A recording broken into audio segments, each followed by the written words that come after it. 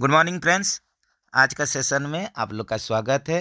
जैसे कि हम लोग Secunderabad division South Central Railway का JE CNW departmental question paper solve कर रहे थे, जो कि 19 जनवरी 2025 को ये एग्जाम कंडक्ट हुआ था। तो फर्स्ट पार्ट में 55 क्वेश्चन तक कवर हो गया था। आज 56 नंबर क्वेश्चन से शुरू करेंगे सेकेंड पार्ट में। तो चलते हैं डायरेक्ट क्वेश्चन में। As per policy number 4 secondary examination of mail express with LHB coaches has been skipped for one round trip up to।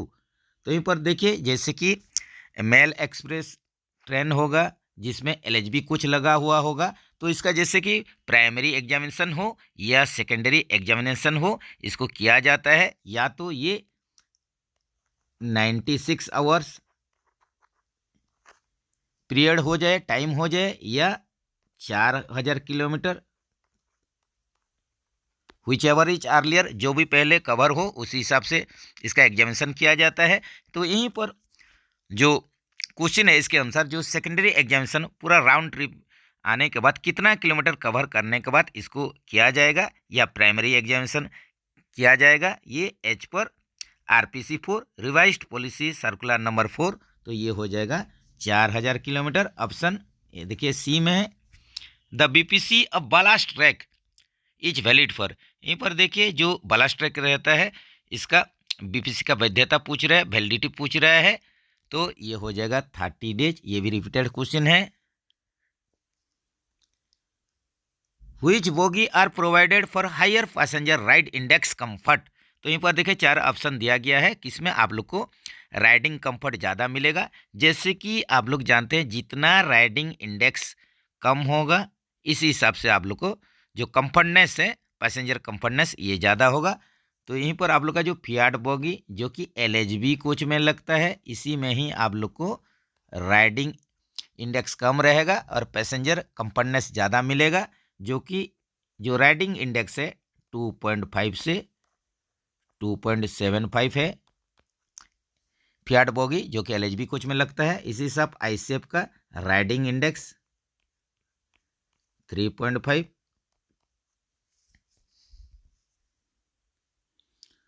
After Indo-German modification in coaching stock, what type of buses are used for brake gear components? तो ये ICF coach के लिए जब ये Indo German modification हो गया उसके बाद जो कोचिंग स्टॉक में जो बूस लगता है, ये बूस आप लोग का कौन सा मटेरियल से ये तैयार हुआ है, तो आप लोग क्या यूज कर रहे हैं अभी लेटेस्ट में, तो ये हो जाएगा नाइलन 66 बूस यूज करते हैं। ऑप्शन सी में है। What is the modification of equalising stay rod in all ICF coach, तो जैसे कि पहले 13 टन 16 टन इसी हिसाब से आप लोग का नॉन AC और AC कोच में ICF कोच में इक्वलाइजिंग स्टे रॉड लगता था, लेकिन मॉडिफिकेशन बात आप लोग का जो इक्वलाइजिंग स्टे रॉड है हर किसी प्रकार का कोच AC नॉन AC सभी में 16 टन कैपेसिटी वाला ही लगा जाता है। तो इसका सही आंसर हो जाएगा fitted with 16 ton in all coaches.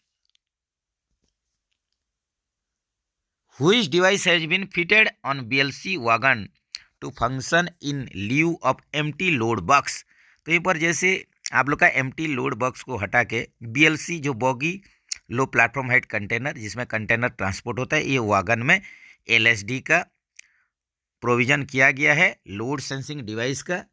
तो ये आप लोग का लोडिंग कंडीशन और एम्प्टी कंडीशन को सेंस करके ब्रेक सिलेंडर में उसी हिसाब से प्रेशर भेजता है।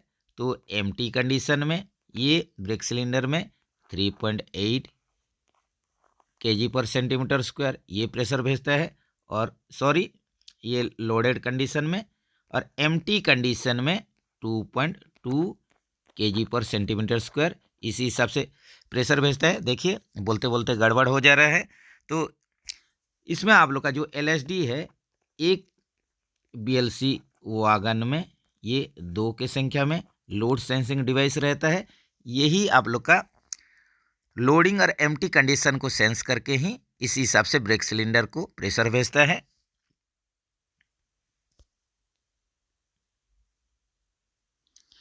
One modular unit of BLC rack comprises how many B car wagon, तो यहीं पर देखिए एक जो BLC रैक का जो यूनिट होता है एक यूनिट में कितना बी कार या बी आप लोग का वागन रहेगा। तो ये भी बार बार बताया गया है। एक यूनिट में आप लोग का 5 कार या 5 वागन रहता है, जिसमें 2 ए कार और 3 बी कार रहता है।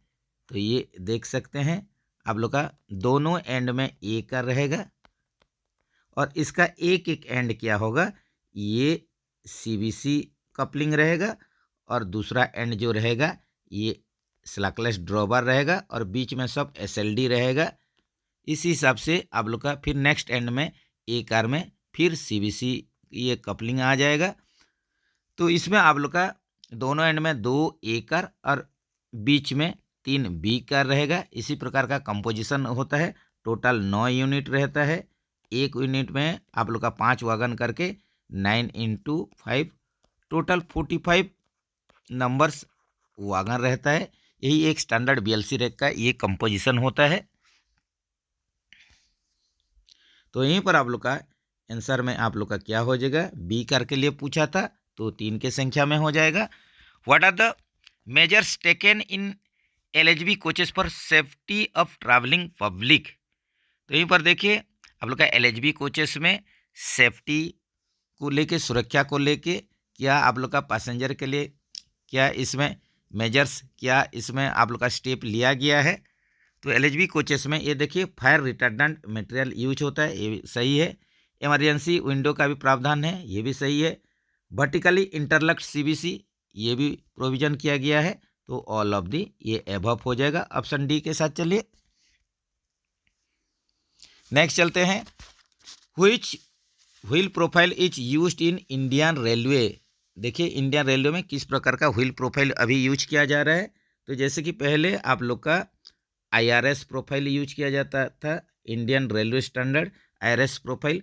अभी इसको चेंज करके ये डब्ल्यूडब्ल्यूपी, जिसका कि नाम है ऑर्न व्हील प्रोफाइल, ये यूज किया जा रहा है। डब्ल्यूडब्ल्यूपी ऑप्शन ए में है।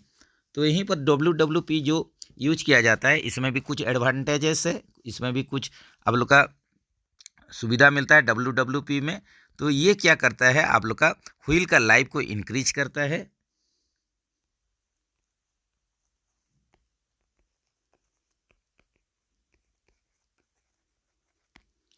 इसके बाद आप लोग का जो फ्रीक्वेंट, जो बार बार हम लोग व्हील चेंज कर रहे हैं, इसके ये अवॉइड करता है। जो आप लोग का व्हील चेंजिंग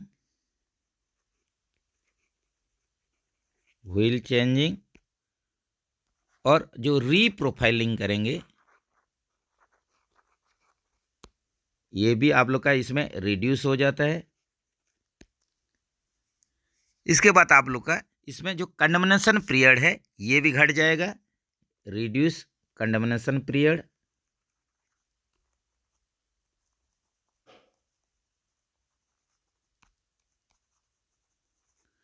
तो ये सारे सुविधा के चलते, एडवांटेज के चलते अभी इंडियन रेलवे में डब्ल्यूडब्ल्यूपी वन व्हील प्रोफाइल का यूज किया जा रहा है। जैसे कि इसका ये यूज करने पर व्हील का लाइफ इंक्रीज हो जाता है। इसमें आप लोग का बार बार व्हील चेंजिंग या रीप्रोफाइलिंग का जरूरी नहीं। इसके साथ साथ इसका जो कंडमनेशन पीरियड है ये भी रिड्यूस हो जाता है, घट जाता है।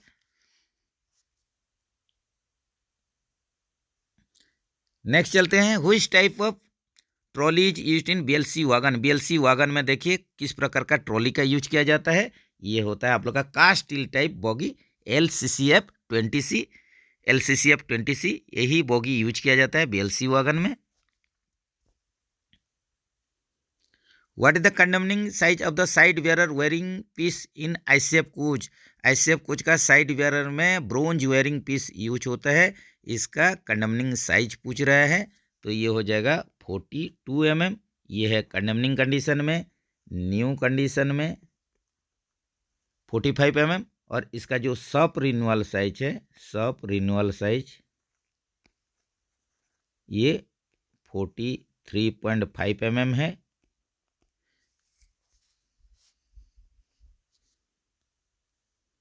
Which type of electrode is used for welding repairs of BCN HL wagon SS to SS।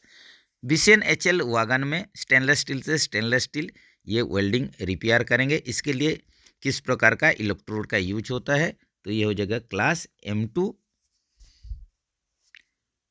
Next चलते हैं, in MBS brake cylinder used are known as dash in wagon. यहीं पर देखिए जो MBS है,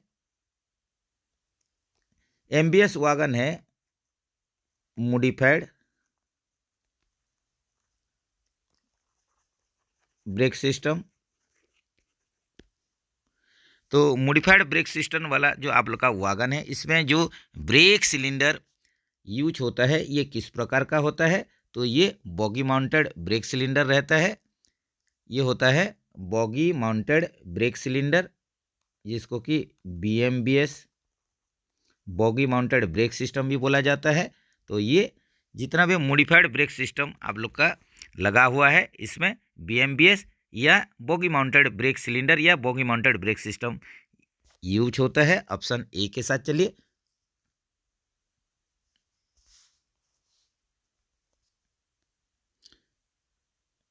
नेक्स्ट चलते हैं, in place of load empty device dash is provided in MBS। Modified brake system वाला वैगन में आप लोग का लोड एम्प्टी डिवाइस को हटा के क्या यूज किया जाता है, तो इसमें APM का यूज किया जाता है।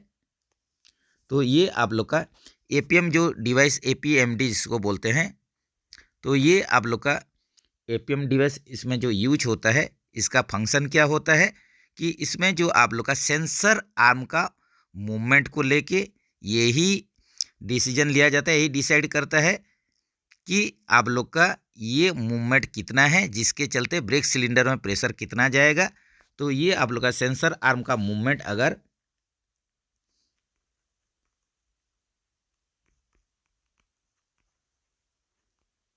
बिलो 80 mm है, इसका मतलब ये लोडेड कंडीशन को इंडिकेट करेगा। लोडेड कंडीशन यहीं पर देखते हैं, ये अगर बिलो 80 mm, इसका मतलब ये लोडेड कंडीशन को ये आप लोग का इंडिकेट करेगा। इसी अनुसार आप लोग का जो pressure APM device brake cylinder में भेजेगा, ये 3.8 kg/cm² प्रेशर भेजेगा। अगर 80 mm से ज़्यादा होता है सेंसर आर्म का मूवमेंट, तो ये कंडीशन में ये एम्प्टी कंडीशन को ये दर्शाएगा। और इसी अनुसार APM डिवाइस ब्रेक सिलेंडर में प्रेशर 2.2 kg/cm² ये प्रेशर भेजेगा। ये तो बार बार रिपीटेडली बताया गया है। तो इसमें आप लोग का जो ऑटोमेटिक प्रेशर मॉडिफिकेशन डिवाइस जो APM डिवाइस है, इसका फुल फॉर्म होता है ऑटोमेटिक प्रेशर मॉडिफिकेशन डिवाइस। ये जरूर याद रखिए। तो एक वैगन में एक की संख्या में APM डिवाइस लगता है, और ये भी मॉडिफाइड ब्रेक सिस्टम जो कि आप लोग का BMBS सिस्टम के साथ ये यूज किया जाता है।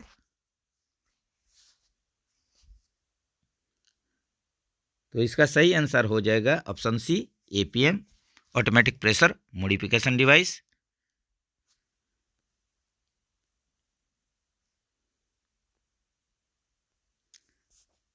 What is the wheel diameter of new LHB wheel. ये भी रिपीटेड क्वेश्चन है LHB कोच में।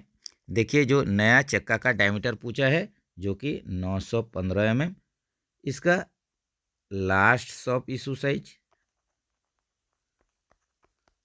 वर्कशॉप ओपन लाइन को लास्ट कितना डायमीटर वाला चक्का ये प्रोवाइड करता है, 862 mm। इसके साथ साथ कंडमनिंग देखेंगे जो कि एग्जाम में बराबर आप लोग का आ ही रहा है।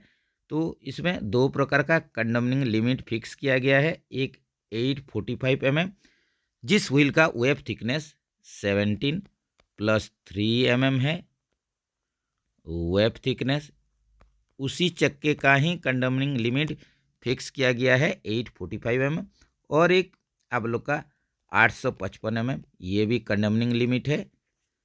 जो चक्के का व्हील का वेब का थिकनेस 14.3 mm है, उसी चक्के का ही कंडमनिंग लिमिट 855 mm होता है। ये दोनों ही आ ही रहा है, इसके प्रति जरूर ध्यान दीजिए, नज़र रखिए।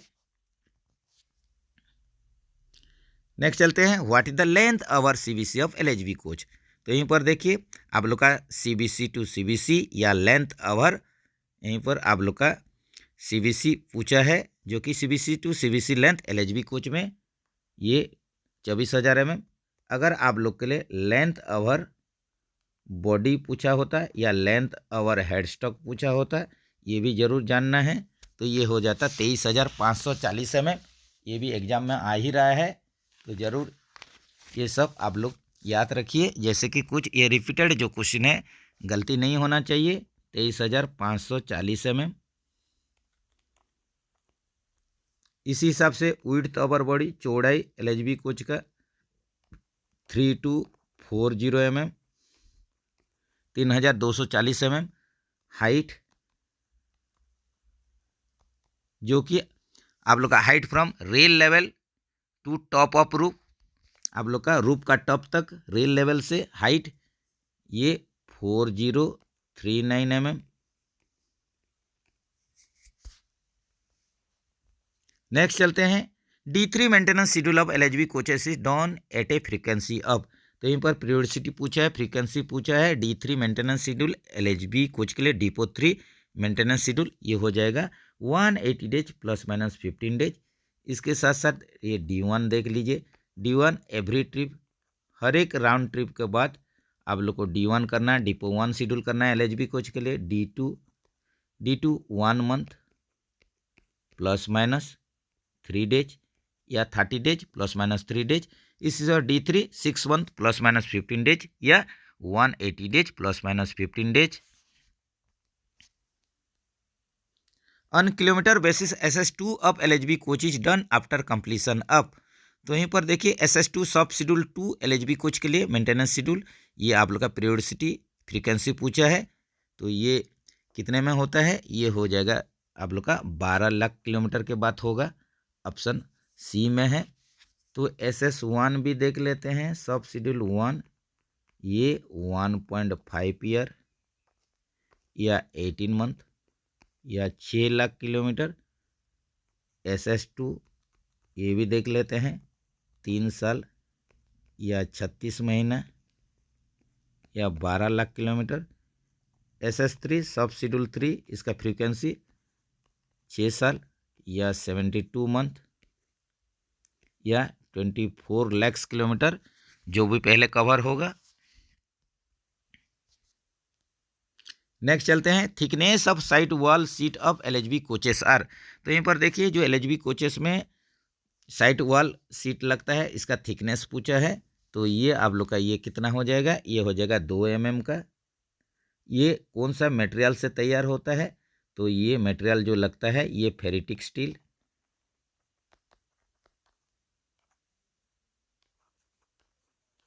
जिसको कि SS409M बोला जाता है।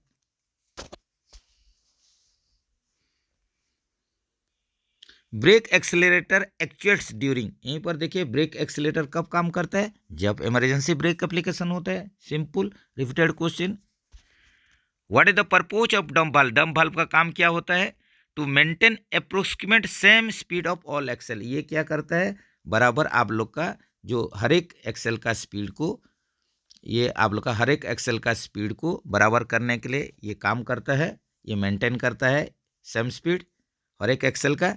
To protect wheel against skidding, तो ये क्या करता है, आप लोग का चक्का को स्किडिंग होने से बचाता है, इसीलिए डंप वाल्व का अलग नाम एंटी स्किड वाल्व भी होता है।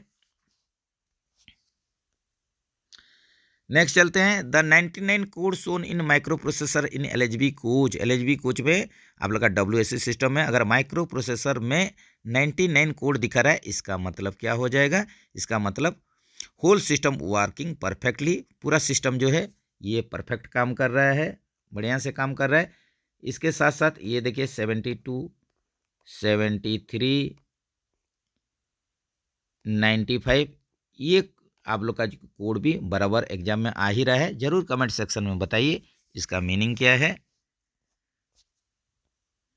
Brake caliper unit should be checked for, brake caliper unit में आप लोग क्या चेक करेंगे, कोरोडेड है कि नहीं, इसका आप लोग का पार्ट्स जो है करोडेड है कि नहीं ये चेक करेंगे। और नाउट पिन पिन अगर ओवररन हो गया, घिस गया है क्या, फ्री लीवरेज फ्री मूवमेंट हो रहा है कि नहीं, ये चेक करना है। ऑल ऑफ दी एबव हो जाएगा।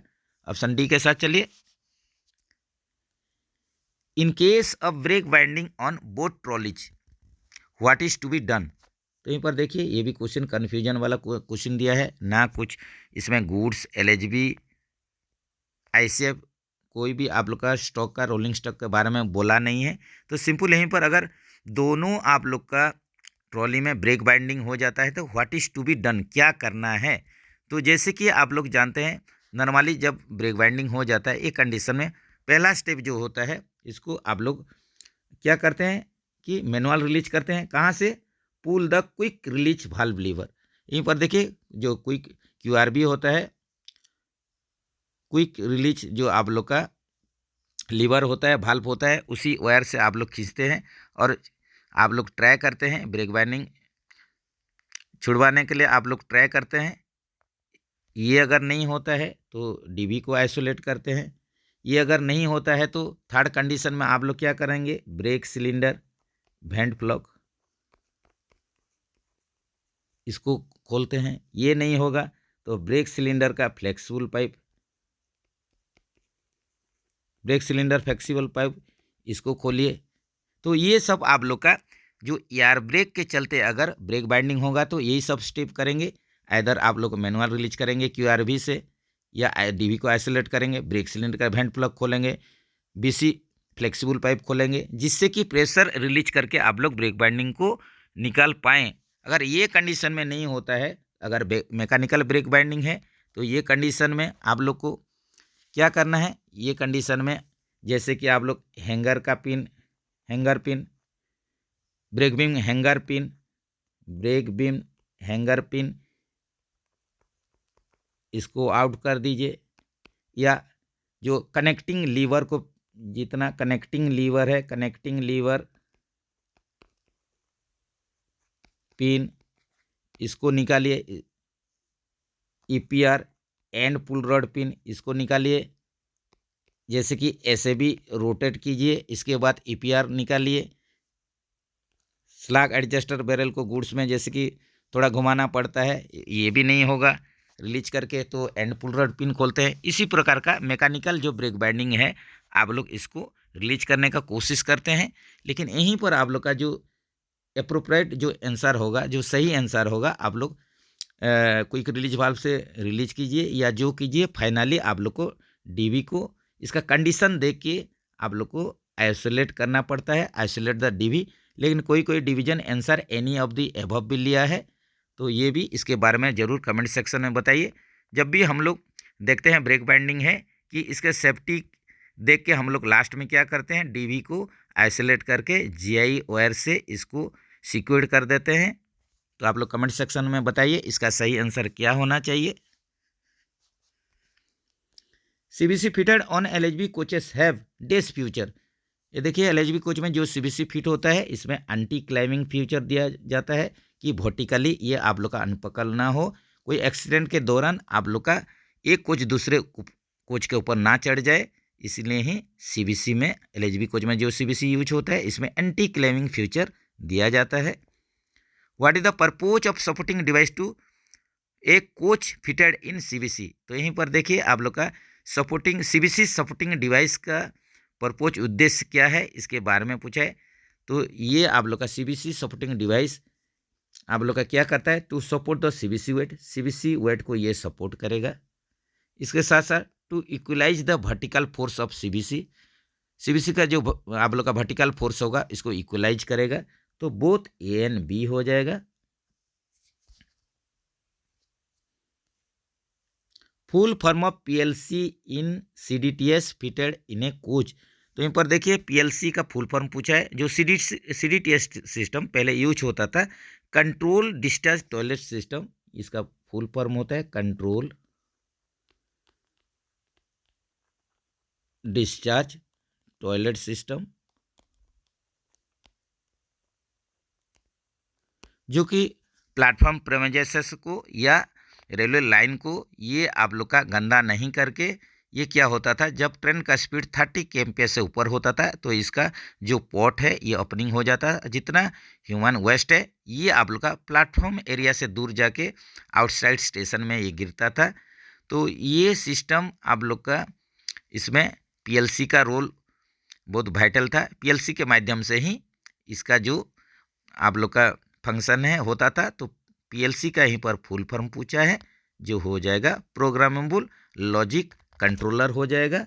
लेकिन धीरे धीरे अभी सीडीटीएस को हटा के बायो टॉयलेट या बायो टॉयलेट से भी जो advance version bio vacuum toilet का यूज किया जा रहा है इंडियन रेलवे में, ये भी जरूर ध्यान में रखें।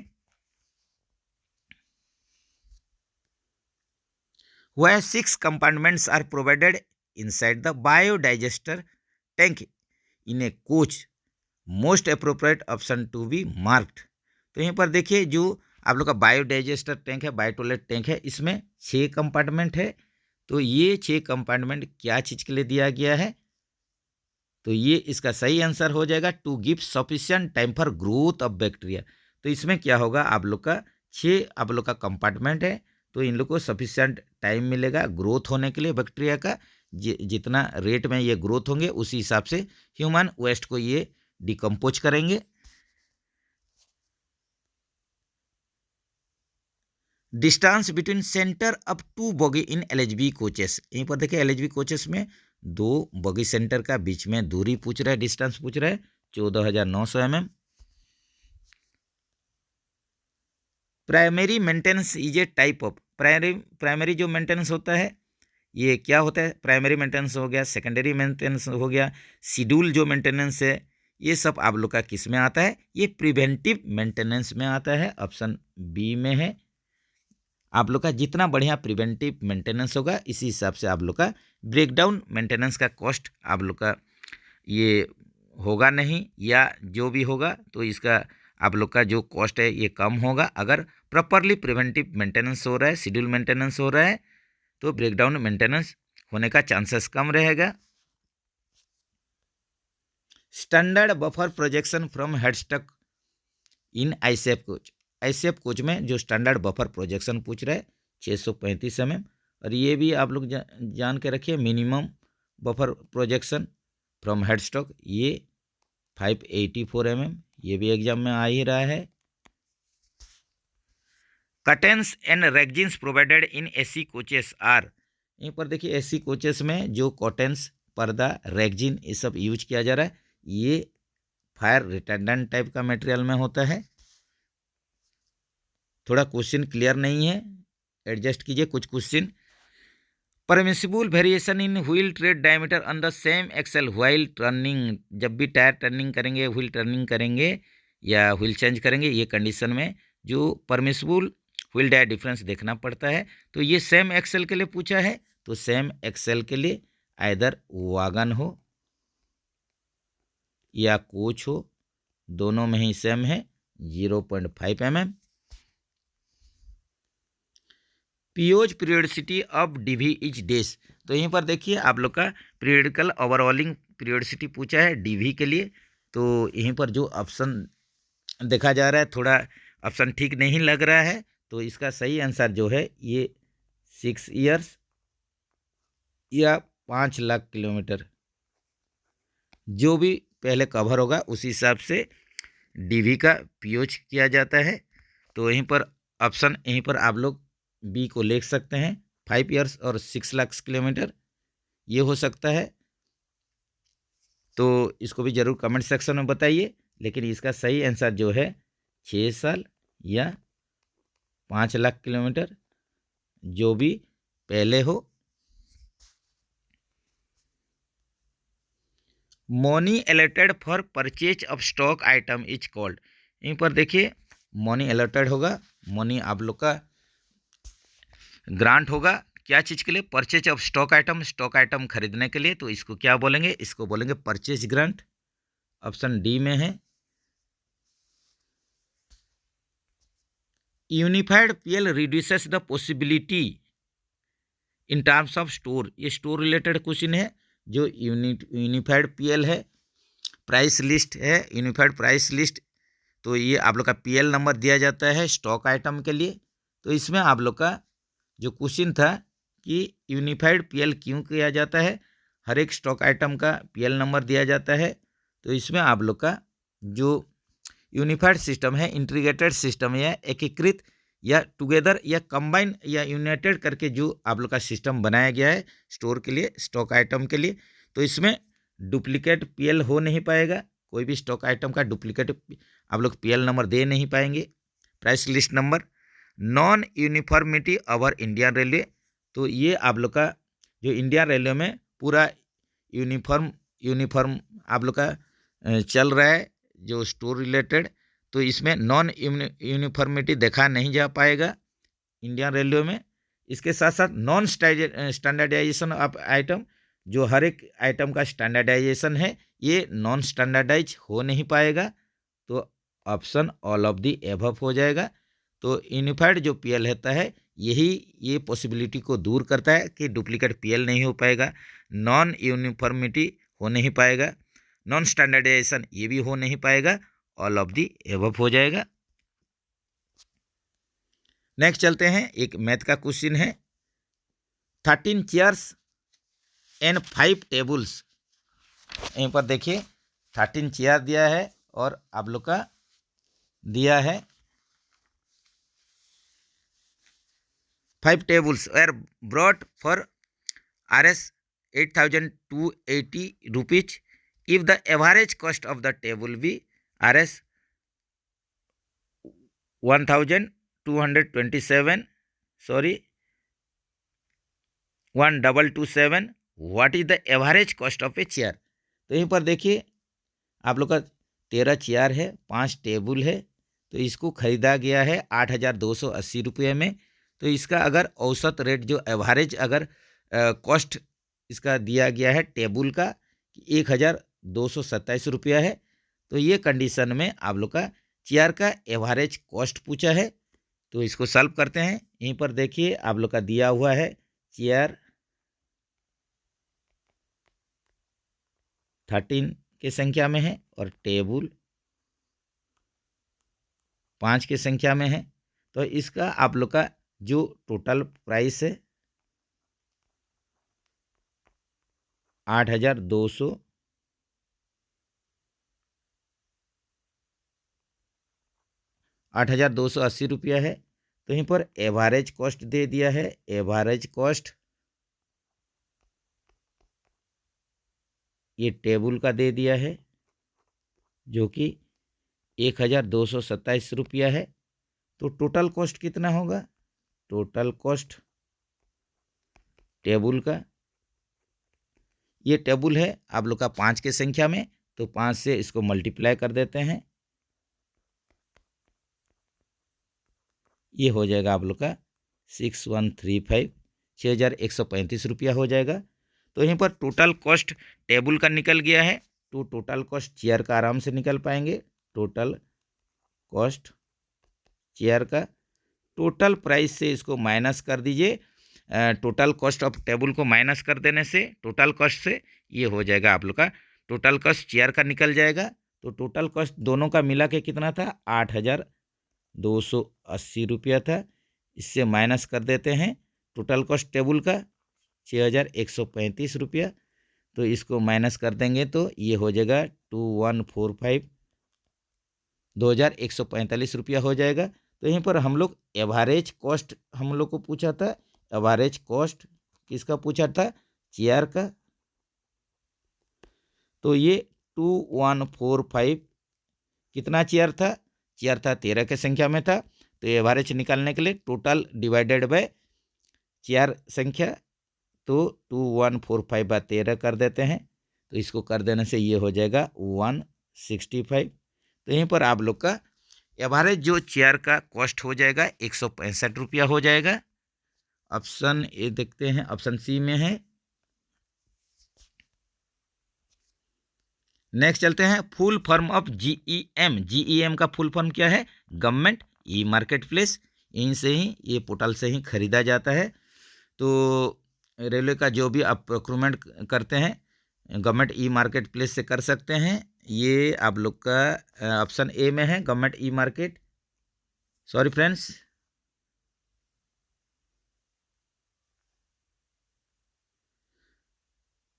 हाँ 93 का ये देख लीजिए फुल फॉर्म पूछा है, पूर्ण रूप पूछा है जीएम का, government e market, option A में है। Cash imprest is a standing advance of a fixed sum of money to meet. यहीं पर देखिए जो कैश इंप्रेस्ड होता है, हर एक आप लोग का डिपो को ये आप लोग का सैंक्शन होता है कैश इंप्रेस्ड मंथली। तो इसमें कैश इंप्रेस्ड जो है एक स्टैंडिंग एडवांस है, एक एडवांस है जिसमें हम लोग ये जो एडवांस है ये आप लोग का फिक्स सम ऑफ मनी है, ये कुछ आप लोग का पैसा है कैश इंप्रेस्ड। तो ये क्या आप लोग का करने के लिए है, तो यहीं पर देखिए ये ऑप्शन ए में है, पेटी ऑफिस एक्सपेंसेस। अगर ऑफिस का छोटा मोटा कुछ अगर खर्चा है, पेटी मतलब छोटा मोटा जो खर्चा है ऑफिस का, ये इसमें आप लोग कर सकते हैं। Cost of raw material for indoor patient of hospital, तो यहीं पर देखिए इंडोर पेशेंट हॉस्पिटल के लिए आप लोग का रॉ मटेरियल इसमें कुछ खरीद सकते हैं। Next, emergency charges which can not be foreseen, जो भी हम लोग कोई पूर्वानुमान नहीं है कि कुछ खर्चा होगा, ये छोटा मोटा खर्चा है इमरजेंसी कंडीशन में, इसको हम लोग कर सकते हैं। तो ये हो जाएगा ऑल ऑफ दीज हो जाएगा, ऑप्शन डी के साथ चलिए। Penalty of compulsory retirement, removal और dismissal from service should be imposed by, तो यहीं पर देखिए कंपल्सरी रिटायरमेंट हो गया, रिमूवल हो गया, डिसमिसल हो गया। तो इस प्रकार का जो पेनल्टी है इसको इम्पोज करने का अधिकार किसके पास है, जो नियुक्ति अधिकारी हैं, अपॉइंटिंग अथॉरिटी हैं, वही आप लोग का कंपल्सरी रिटायरमेंट, रिमूवल और डिसमिसल फ्रॉम सर्विस ये पेनल्टी इम्पोज कर सकते हैं, ऑप्शन सी में है। After retirement A chargesheet can be issued only by the, तो ये देखिए एक रेलवे एम्प्लॉय रिटायरमेंट हो गया है, इसके बाद चार्जशीट देने का जो आप लोग का पावर है, अथॉरिटी है, ये किसके पास है, ये chargesheet can be issued only by the president of India हो जाएगा, ऑप्शन सी के साथ चलिए। राष्ट्रपति जी के पास ही ये अधिकार है कि कोई रिटायर्ड कोई आदमी है उसको भी चार्जशीट दिया जा सकता है। Commuted leave is admissible on, commuted leave कौन सा कंडीशन में मिलता है, तो ये मेडिकल सर्टिफिकेट प्रोडक्शन पर मिलता है, जैसे कि मेडिकल सिक लीव हो गए हैं, तो आप लोग का 2 LHAP को 1 LAP करके इसको आप लोग कम्यूटेशन होता है। तो ये medical on production of medical certificate produce करके आप लोग का लीव को कम्यूटेड कर सकते हैं। नेक्स्ट चलते हैं, एक फिर मैथ का क्वेश्चन है, if cost price is 2516 and selling price is 2272 find the loss profit percentage. तो यहीं पर देखिए आप लोग का खरीदने का मूल्य दिया है, कॉस्ट प्राइस दिया है 2516 रुपया, और सेलिंग बिक्री मूल्य दिया है, सेलिंग प्राइस दिया है 2272 रुपया, फाइंड द लॉस और प्रॉफिट परसेंटेज पूछा है। तो यहीं पर देख लेते हैं कि जो CP है कॉस्ट प्राइस ये दिया हुआ है 2516, 2516 रुपया दिया है, और सेलिंग प्राइस दिया हुआ है 2272, 2272 रुपया दिया है। तो यहीं पर देखने से पता चल रहा है कि ये लॉस हो रहा है, तो ये लॉस कितना है, लॉस निकाल देते हैं, 2516 माइनस 2272 जो कि 244 रुपया है। तो परसेंटेज ऑफ लॉस यहीं पर पूछा है, तो ये कितना हो जाएगा, loss by CP into 100, 244 by 2516 into 100, ये कर दीजिए, ये हो जाएगा 9.69% जो कि लॉस है। तो यहीं पर आप लोग का सही आंसर क्या हो जाएगा, ऑप्शन ये देखिए, ऑप्शन 9.69% लॉस था, ऑप्शन ए में है।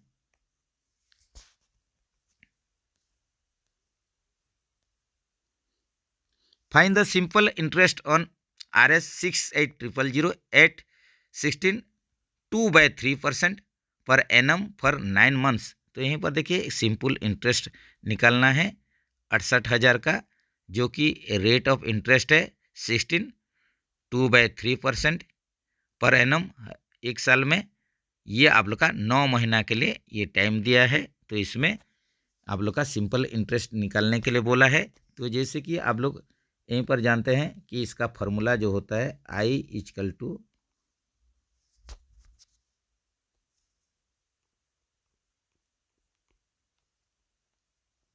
PRT/100 होता है। इसमें आप लोग का P हो गया, प्रिंसिपल अमाउंट हो गया जो कि 68,000 है। रेट ऑफ इंटरेस्ट हो गया 16 2/3%। और आप लोग का जो टाइम पीरियड दिया गया है 9 महीना दिया गया है। तो इसको हम लोग यूज करके ये फार्मूला आराम से निकाल सकते हैं। तो यहीं पर देख लीजिए, आप लोग का प्रिंसिपल दे दिया है 68,000 रुपया। रेट ऑफ इंटरेस्ट जो है ये देखिए, ये दिया है 16 2/3%। इसका मतलब ये हो गया 50/3%। इसको आप लोग P/Q फॉर्म में कन्वर्ट कर दीजिए तो ये हो जाएगा 50/3%। इसके बाद आप लोग का जो टाइम दिया है ये दिया है 9 मंथ दिया है, जिसको कि साल में कन्वर्ट करने से 9/12, या इसको आप लोग लिख सकते हैं 3/4 ईयर ये मिल गया। तो इसमें सिंपल फार्मूला में हम लोग इसको पुटअप कर देते हैं। तो ये हो जाएगा आप लोग का 50/3 हो जाएगा। और टाइम जो है ये 3/4 है, और इसके साथ 100 कर देते हैं। तो इसको देखिए, इसको हम लोग 0 0 ये दोनों से कर देते हैं। ये 3 3 ये कट गया। इसके बाद ये हो गया, इसको 2 से काट देते हैं तो ये 25 हो गया। और इसको 2 से आप लोग कट कर दीजिए तो ये हो जाएगा 340। तो फाइनल आप लोग का 340 इंटू 25, तो ये हो जाएगा 8500। ऐसे आप लोग निकाल सकते हैं। तो यहीं पर ये हो जाएगा आप लोग का जो सिंपल इंटरेस्ट होगा, जो कि 68,000 का, कि आप लोग का रेट ऑफ इंटरेस्ट 16 2/3% 9 महीना के लिए ये हो जाएगा 8,500 हो जाएगा। 8500 ऑप्शन सी के साथ चलिए, 8,500 हो जाएगा सिंपल इंटरेस्ट। नेक्स्ट चलते हैं, find the HCF of 42 63 and 140। तो यहीं पर देखिए हाईएस्ट कॉमन फैक्टर यहीं पर पूछा है HCF निकालने के लिए। तो इसके लिए आप लोग आराम से निकाल सकते हैं। तो फैक्टराइजेशन कर देते हैं। 42 का 2 इंटू 3 इंटू 7 हो जाएगा। 63 का 3 इंटू 3 इंटू 7 140 दिया है। इसका कर देते हैं 2 इंटू 2 2 दूने 4, ये 5 20 इंटू 7। तो यहीं पर देखिए आप लोग का 7 जो है ये आप लोग का सभी में हाईएस्ट कॉमन फैक्टर है। तो ये हो जाएगा आप लोग का HCF हो जाएगा 42 63 और 140 का, ये हो जाएगा 7 हो जाएगा। नेक्स्ट चलते हैं फ्रेंड्स, राजभाषा रिलेटेड क्वेश्चन है। The first official language commission has been constituted on 7 June 1955 as per provision of the constitution of India. Who was the chairman of this commission. तो यहीं पर देखिए आप लोग के लिए क्वेश्चन है कि जो राजभाषा आयोग का गठन हुआ था 7 जून 1955 को, तो ये इसका आप लोग का यहीं पर दिया है। फर्स्ट चेयरमैन पूछा है जो कि बाला गंगाधर खेर थे, बीजी खेर, ऑप्शन सी में है। What is the official language of union of India. यहीं पर देखिए official language union of India का ये हो जाएगा हिंदी हो जाएगा। और इसका जो स्क्रिप्ट था, जो लिपि था, ये देवनागरी लिपि में था।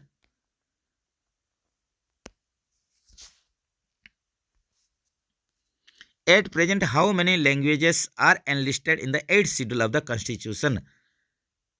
संविधान के 8वीं अनुसूची में अभी कितना आप लोग का भाषाएं शामिल है, तो ये हो जाएगा 22, जो कि इनिशियली शुरुआत में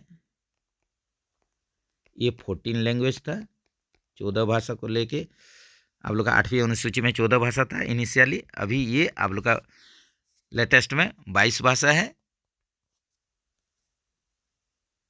how the panel board of train has to be displayed. तो यहीं पर देखिए जो ट्रेन का जो पैनल बोर्ड डिस्प्ले करने के लिए कैसे किस प्रकार का लैंग्वेज का यूज किया जाता है, तो इसमें ये तो ट्राइलैंग्वेज यूज होता है। तो ट्राइलैंग्वेज के साथ ये क्या होगा, पहला आप लोग का रीजनल में लिखा होना चाहिए, उसके बाद हिंदी में, उसके बाद इंग्लिश में। तो ऑप्शन सी के साथ चलिए। Lump sum award for passing Pragya, Pragya exam पास करने पर आप लोग अगर इंडिविजुअल एफर्ट से प्राइवेटली अगर आप लोग पास करते हैं प्रज्ञा एग्जाम, तो इसके लिए जो लमसम एक अमाउंट दिया जाता है, एक मुश्त जो राशि दिया जाता है लमसम अवार्ड, ये होता है प्रज्ञा पास करने के लिए 2400 रुपया। इसके बाद ये देखिए ये प्रबोध पास करने पर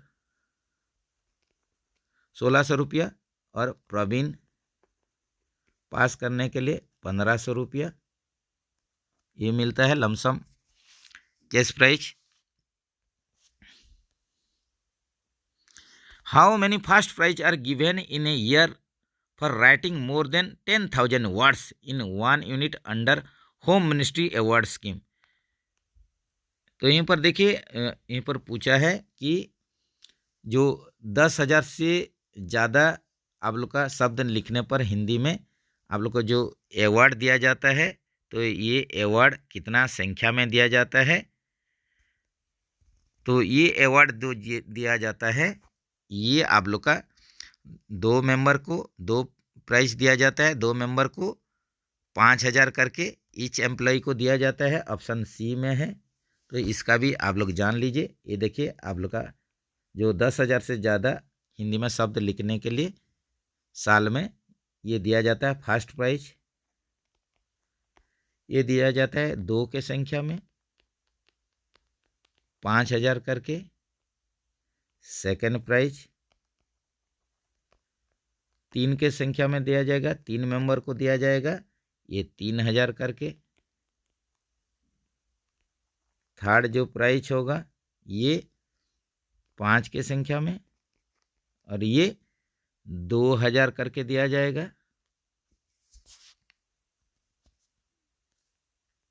according to official language rule under which region Andaman and Nicobar island come. तो यहाँ पर देखिए राजभाषा नियम के अनुसार रीजन आप लोग का कौन सा रीजन में अंडमान व निकोबार द्वीप समूह रहेंगे, तो ये क क्षेत्र में ये रीजन में रहेंगे।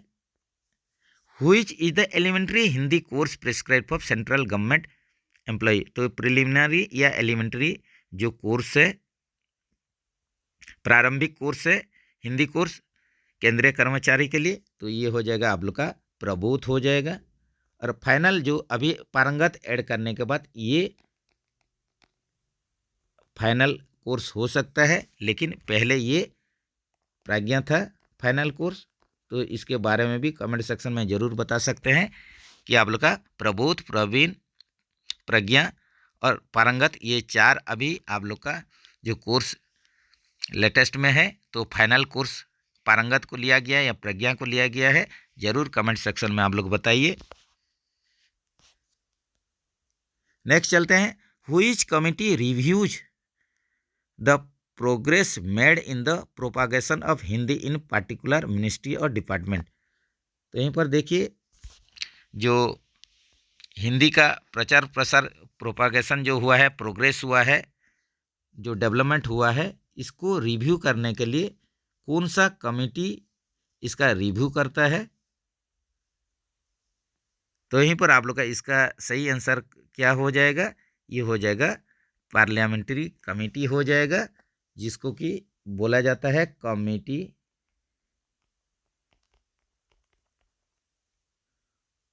Of parliament, committee of parliament on